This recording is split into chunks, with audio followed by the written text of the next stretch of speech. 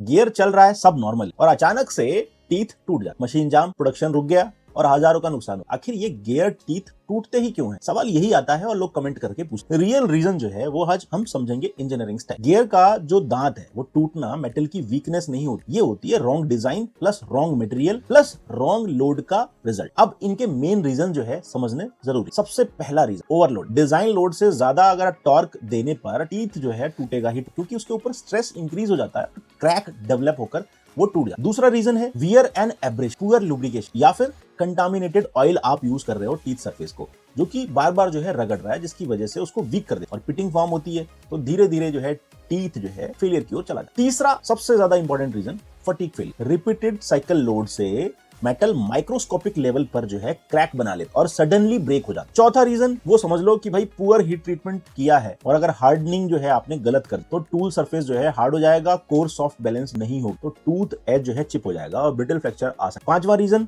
Misalignment या backlash. Gear correct position में match ना हो तो फिर अनइवन लोड आता है और वन साइडेड वियर से जो है पूरा का पूरा जो है गियर टूट, ये भी एक फेलियर का बहुत बड़ा रीजन। छठा रीजन जो है वो है शॉक लोड या फिर वाइब्रेशन, सडन इंपैक्ट लोड, मतलब कि झटका लगता है जब टूट के ऊपर तो फिर वो भी टूटता है। अब ये तो हो गया कि भाई ये टीथ टूट रहे हैं, लेकिन ये टीथ को टूटने से बचाने का जो है क्या फैक्टर है वो समझ लो। गियर डिजाइन में सबसे इंपॉर्टेंट फैक्टर होता है material plus heat treatment plus surface hardness और प्लस टफनेस बैलेंस। ये जो है चीजें अगर आपने सही से बैलेंस कर ली तो आपका जो है, और गियर का जो मटेरियल है वो आपको सबसे इंपॉर्टेंट तरीके से सिलेक्ट करना। समझ लो 16 MnCr5 को जो है कार्बोराइज्ड गियर में हम यूज करते हैं, 20 MnCr5 को जो है हाई वियर रेजिस्टेंस की जगह पे यूज करते हैं। EN24 वाला जो मटेरियल का गियर है इसको हाई टॉर्क या हैवी शॉक लोड वाली जगह पर यूज करते हैं। EN353 वाला जो गियर है इसको केस हार्डनिंग गियर बोल, ठीक है, और EN36 को aerospace grade high strength gear steel से बनाया जाता है, ये जो है वहीं पर। बाकी देखो ग्रे कास्ट आयरन के भी गियर होते हैं, वो लो लोड के लिए होते हैं, और एलाइड ब्रॉन्ज या फॉस्फोरस ब्रॉन्ज वाले होते हैं, ये वॉर्म आउट गियर्स होते हैं, मतलब कि घिसने के लिए ही बनाए जाते हैं। अगर हम सेफ्टी से एक गियर को बचाना चाहते हैं तो उसको